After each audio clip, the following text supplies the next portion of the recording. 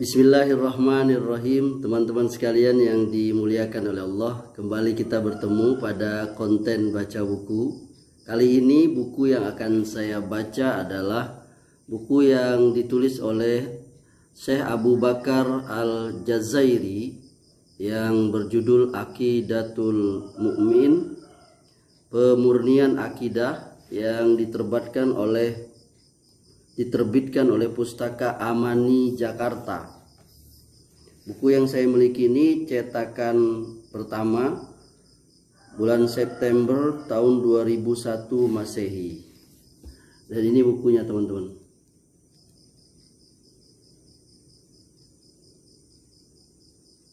Ya, saya akan membacakan buku ini yakni pada halaman 98.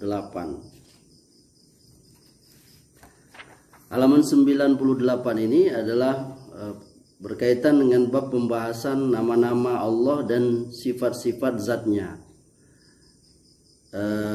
Di sini bahwa orang-orang yang beriman itu beriman kepada Allah, dia beriman kepada Allah Subhanahu wa taala pada poin keduanya itu, yakni punya prinsip dasarnya. Kedua, mereka tidak menyerupakan Allah dalam sifat-sifat dan perbuatan-perbuatannya dengan zat-zat makhluk, sifat-sifat benda baru, dan perbuatan-perbuatan mereka. Karena sesuatu yang maujud mustahil menyerupai Allah, baik secara logika maupun secara syara'. Mengenai syarak, Allah Subhanahu wa taala telah memberikan informasi di lain tempat dari kitabnya tentang tidak adanya sesuatu yang menyerupai dan menyamai Allah. Allah berfirman, "Laisa kamislihi syai'un wa huwas sami'ul basir." Tak satu pun yang serupa dengan Dia. Dia Maha mendengar lagi Maha melihat. Surah Asy-Syura ayat 11. Allah juga berfirman, "Qul huwallahu ahad, Allahus samad, lam yalid wa lam yulad wa lam yakul lahu kufuwan ahad." Katakanlah, Dia adalah Allah yang Maha Esa. Allah adalah tempat bergantung. Dia tidak beranak dan tidak diperanakkan. Tak seorang pun yang menyerupainya. Surah Al-Ikhlas ayat 1-4. Zat yang menciptakan benda bukanlah benda. Sedang sesuatu yang bukan benda, maka bagaimana mungkin serupa dengan benda?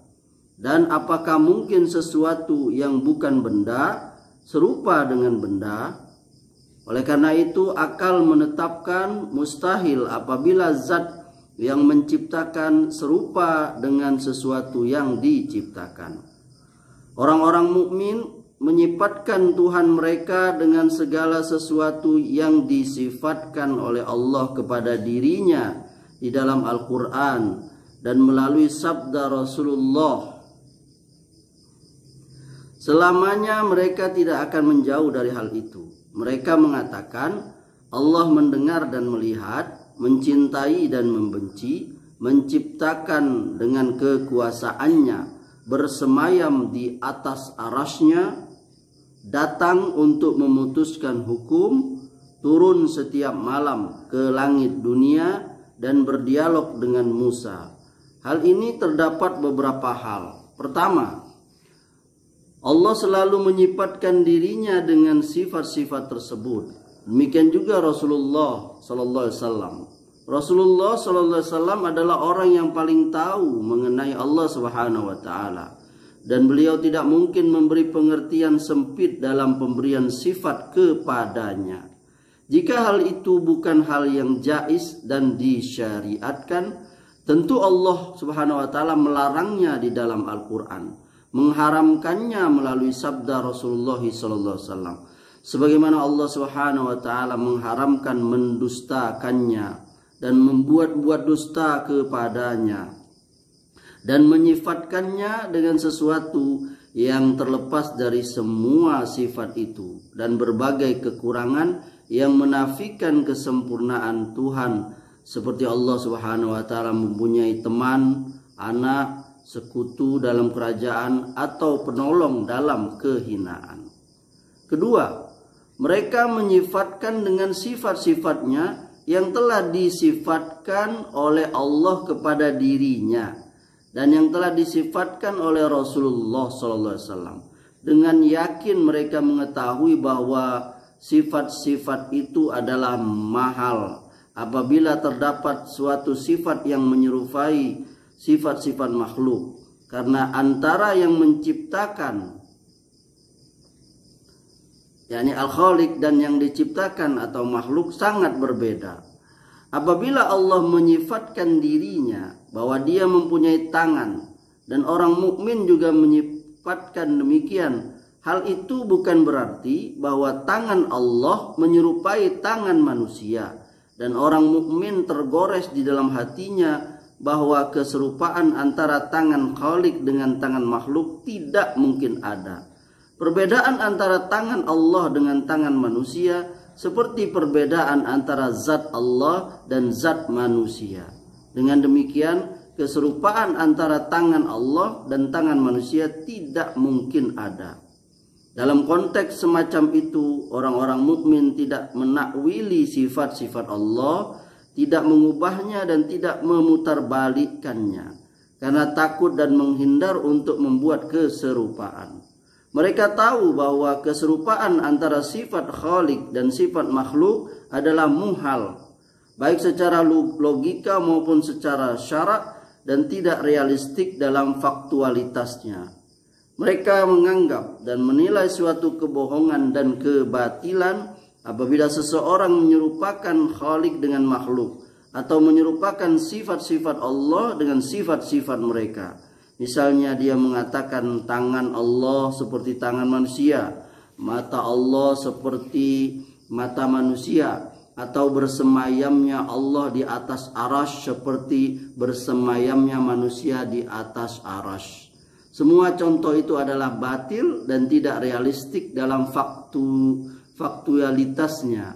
Hal itu juga merupakan kebohongan karena akal telah menetapkan mustahil apabila adanya keserupaan antara khaliq dan makhluk baik dalam zat, sifat maupun perbuatan.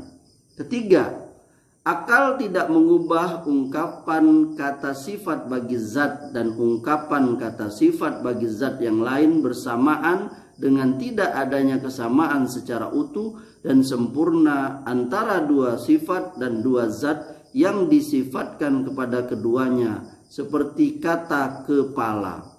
Kata kepala jika diungkapkan pada harta dan manusia, maka akan menjadi kepala, yakni pokok harta dan kepala manusia. Keduanya itu tidak sama karena di antara dua zat yang disifatkan memang tidak ada persamaan. Demikian juga kata mata yang diungkapkan pada kata lain. Hal itu dapat diungkapkan dengan perkataan matahari, mata air, dan mata binatang. Tidak ada kesamaan antara zat-zat yang mengungkapkan kata mata yang bermakna ganda kecuali hanya sekedar nama. Petunjuk orang-orang mukmin dalam akidah adalah akal dan agama. Akal mustahil menangkap hakikat zat Allah dan hakikat sifatnya, karena zat Tuhan bukanlah benda yang dapat ditangkap dan sifat-sifat Tuhan itu dari zatnya. Manakala menangkap hakikat zat adalah mustahil, maka menangkap hakikat sifat juga mustahil. Agama syariah merupakan informasi Allah yang menjelaskan bahwa Dia tidak sama dengan sesuatu dan tak satu pun yang menyerupainya. Makhluk tidak dapat meliputinya dalam aspek ilmu beserta penyifatan Allah terhadap dirinya dengan sifatnya yang utuh secara zatiyah atau substansial, seperti pendengaran, penglihatan, tangan, mata, rela, benci, cinta, dan marah.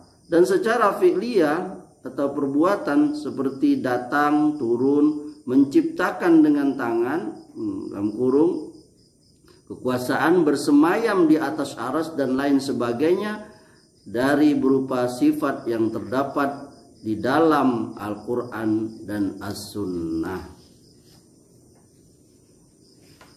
Semoga bermanfaat.